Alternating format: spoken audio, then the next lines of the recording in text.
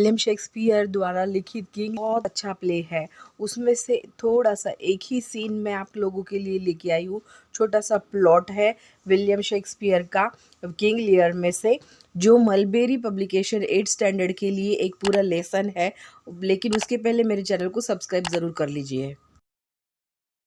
Peace, Kent. Come not between the dragon and his wrath. I loved her most, and thought to set my rest on her kind nursery. Hence, and avoid my sight. So be my grave my peace, as here I give her father's heart from her, Cornwall and Albany. With my 2 daughters' dowers, digest this 3rd. Royal Lear, whom I've ever honoured as my king, as my great patron, thought on in my prayers. The bow is bent and drawn, make from the shaft. Let it fall rather, through the fork invade, the region of my heart. Be Kent unmannerly, when Lear is mad. What wilt thou do, old man? Think'st thou the duty shall have dread to speak, when power and flattery bows?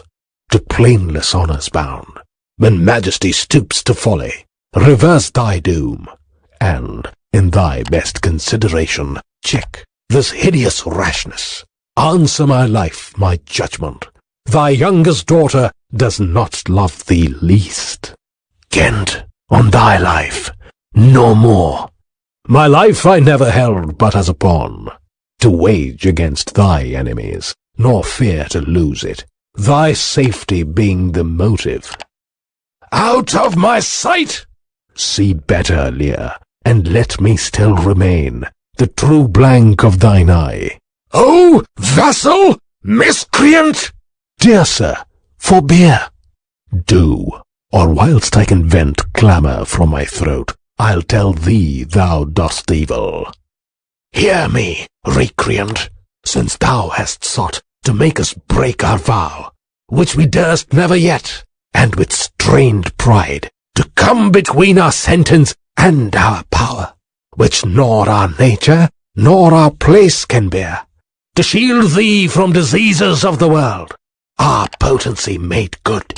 Take thy reward. 5 days we do allot thee for provision, and on the 6th to turn thy hated back upon our kingdom.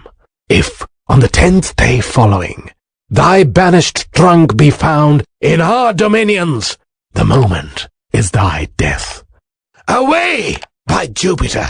This shall not be revoked. Fare thee well, king, sith thus thou wilt appear.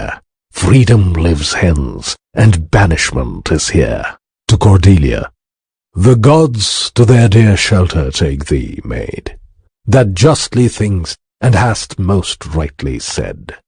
To Regan and Goneril, and your large speeches may your deeds approve, that good effects may spring from words of love. इस छोटे से plot में जो King Lear है वो अपना जो सलाहकार है केंट के साथ बोल रहे हैं। उनकी 3 डॉटर्स एंड वो 2 जो जमाई है वो भी वहाँ पे खड़े हैं। और किंग लियर जो है ये अपने सलाहकार से बोल रहे हैं कि देखो तुम हमारे बीच में मत आओ, मैंने फ़ैसला कर लिया है। एक्चुअली मामला ये है कि किंग लियर ने अपने तीनों बेटियों को बुला के ये बोला था कि जो मुझसे ज़्यादा से ज़्यादा प्यार करते हैं और वो कैसे करते हैं वो वर्ड में बताए, और जिस लड़की द्वारा मैं ज़्यादा इम्प्रेस होऊंगा उसको ज़्यादा प्रॉपर्टी मैं दे दूंगा, मेरी प्रॉपर्टी दे दूंगा, बुढ़ापा मेरा उसी के घर में रहेगा और मैं किंग तब नहीं रहूँगा, लेकिन जो लड़की है उसका पति जो रहेगा वो वहाँ का किंग बन जाएगा। उन्होंने सोचा था कि उनकी छोटी जो लड़की है कॉर्डिया वो बन जाएगी, लेकिन ऐसे नहीं हुआ। 2 बड़ी वाली जिनकी शादी हो चुकी है उन्होंने ऐसे वर्ड में पापा को इम्प्रेस कर दिया था, लेकिन यहाँ कॉर्डेलिया ने पापा को बताया कि एक पापा की हैसियत से वो उन्हें प्यार करती है, लेकिन रियल में एक लड़की शादी होने के बाद पति से प्यार करती है और बच्चे होने के बाद बच्चों से प्यार करती है। तो अलग अलग प्लेस पे अलग अलग जगह पे अलग अलग प्यार होता है। ऐसे पूरी ज़िंदगी वो पापा के लिए सभी को नहीं छोड़ सकती है। पापा का एक अलग ही जब प्लेस रहता है लड़की के दिमाग में, दिलो दिमाग में। ये सुनने के बाद किंग लियर जो है ये बहुत गुस्सा हो जाते हैं और उसे अपने प्रॉपर्टी का हिस्सा नहीं देना चाहते हैं। लोग दोनों बेटियों के साथ बुढ़ापा व्यतीत करना चाहते हैं। तो केंट इसी के लिए उनको रोक रहा है, लेकिन किंग लियर जो है ये बोल रहे हैं कि देखो तुम मेरा कहना मानो, ऑलरेडी जो बाण होता है वो निकल चुका है, ऑलरेडी मैंने सब चीज़ें कर ली है, तो मुझे बताओगे तो भी मुझे नहीं अच्छा लगेगा।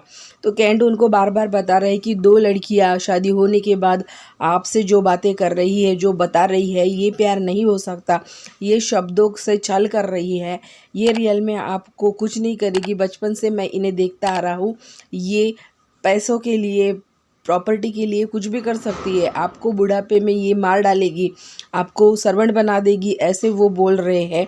लेकिन किंग लियर मानने के लिए तैयार ही नहीं है।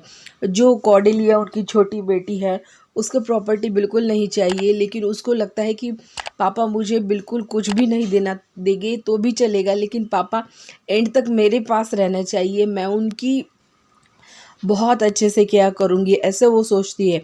कॉर्डेलिया उनके पैरों के पास बैठी है और ये दोनों लड़कियां जो है ये आजू बाजू में खड़ी है। केंट को बहुत अच्छे से पता है कि किंग लियर के साथ क्या होने वाला है और केंट उनको बार बार बोल रहा है कि किंग, मैं तुमको कभी किंग नहीं समझा, मैंने हमेशा तुम्हें भगवान समझा है, इसलिए कि तुम हमेशा अच्छी अच्छी चीज़ें करते हो, तुम हमेशा अच्छा न्याय करते हो और तुम खुद आज अपनी बेटी के साथ ऐसे गलत कैसे कर सकते हो। तब किंग लियर बहुत ही गुस्सा हो जाते हैं और उन्हें बोलते हैं कि यहाँ से चले जाओ करके। तो केंट बोलते हैं कि देखिए किंग, मैं आपके अच्छे टाइम में भी आपके साथ था, अगर खुदा ना खास्ता कभी आपको बुरा टाइम आ जाए तभी भी मैं हमेशा आपके साथ ही रहूँगा, आपके नज़रों से दूर रहूँगा, लेकिन दूर दूर से आपको मैं देखता रहूँगा और जब भी कभी मुझे ऐसे लगे कि आप मुसीबत में हैं तब मैं ज़रूर आपके साथ आऊँगा, मैं ज़रूर आपका साथ दूंगा, ऐसे वो उन्हें बताता है। और किंग लियर बोलता है कि वो टाइम कभी नहीं आएगा कि केंट तुम्हें मुझे मदद करने के लिए आना पड़ेगा, मेरी दोनों लड़कियां, मेरे दोनों जवाई मुझे बहुत अच्छे से रखेंगे। केंट ये बोलने के बाद किंग लियर का गुस्सा देख के केंट जाने के लिए आगे बढ़ जाते हैं। किंग लियर अपनी बात पे ठाम है और वो बोलते कि मेरे पूरी प्रॉपर्टी, मेरा जो किंगडम है ये मैं मेरे दोनों बेटियों के बीच में अच्छे से कर दूंगा, तुम कौन होते हो बीच में बोलने वाले, और चले जाओ, क्या अच्छा है क्या बुरा है ये मुझे पता है, कौन सी लड़की मुझे कितना प्यार करती है। मुझे तो लग रहा था कॉर्डेलिया मुझसे सबसे ज़्यादा प्यार करती है, लेकिन नहीं, वो तो मुझसे सबसे ज़्यादा प्यार नहीं करती। जो अभी मुझे बोल रही है कि प्यार नहीं करती, वो क्या मुझे बुढ़ापे में अच्छे से रखेगी। तो केंट, तुम जो बोल रहे हो ये गलत है। ये देखो मेरी दोनों लड़कियां बचपन में कैसी भी हो, क्या शरारती हो, कैसे भी हो, लेकिन ये अभी तो मुझे बोल रही है। ऐसे किंग लियर बार बार केंट को बोलते हैं और बोलते हैं कि मैंने एक बार तुमको अगर बोल दिया कि यहाँ से चले जाओ, जो तुमको जो चाहिए यहाँ से ले जा सकते हो, तुमको तुम्हारा पूरा काम का मुबदला मिल जाएगा, तुमने मेरे हाथ के नीचे जितना भी बहुत ईमानदारी से काम किया है उसके बदले अगर तुम्हें कुछ चाहिए होगा तो मांग लो, मैं तुम्हें देने के लिए हमेशा रेडी रहूँगा। लेकिन केंट जो है बेचारा, वो हमेशा अपनी तीनों, जो किंग लियर की तीनों बेटियां हैं, उनमें से जो कॉर्डेलिया के साथ गलत हो रहा था उसी के बारे में वो बताने चाहते थे, लेकिन किंग लियर जो है वो सुनना नहीं चाहते और वो उनको बोल रहे हैं कि मैं मर भी जाऊँ तो मैं कभी तुम्हारे पास नहीं आऊँगा, तुम भी मेरे पास नहीं आना है, इतना दूर चले जाओ कि मैं तुमको और तुम मुझे ना देख सको। लेकिन केंट बार बार वही बोलते हैं कि किंग, मैं हमेशा आपके साथ रहता था, हमेशा आपके साथ रहूँगा, आपको बोलने की आज़ादी है, सब चीज़ करने की आज़ादी है, क्योंकि आप एक राजा है, लेकिन आप एक बाप की हैसियत से देखिए कि तीनों लड़कियों के साथ आपने गलत किया कि सही किया। और जाते समय केंट कॉर्डेलिया को बुला लेते हैं और उसको बोलते हैं कि देखो तुम्हारे पापा आज जो भी चीज़ें तुम्हारे साथ कर रहे हैं, ये इसके लिए मैं तुम्हें माफ़ी मांगता हूँ। नसीब की बात होती है बेटा किंग लियर नहीं समझ रहे हैं। और फिर वो दोनों जो रीजन और दूसरी जो बड़ी वाली बेटी है उनको बुला के उनको भी बोलते हैं कि शब्दों से छल करना बंद कर दो। अगर तुम सच्चे में प्यार करती हो तो ठीक है, लेकिन अगर तुम हमारे किंग के साथ कभी बुरा करने वाली हो तो देखो, बुरा करने वाला हमेशा बुरा ही होता है, फंस जाता है। ये मैंने स्टोरी, ये लेसन आपको मैंने अभी सिखा दिया, हिंदी में बता दिया।